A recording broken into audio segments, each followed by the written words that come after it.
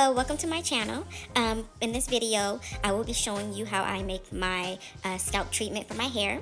I will be using grapeseed oil, almond oil, and olive oil. The herbs I will be using is rosemary and thyme. I've been locked for 6 years now, so this is just a recipe I use just to, relieve itchy scalp and moisturize my scalp. So without further ado, let's get into the video.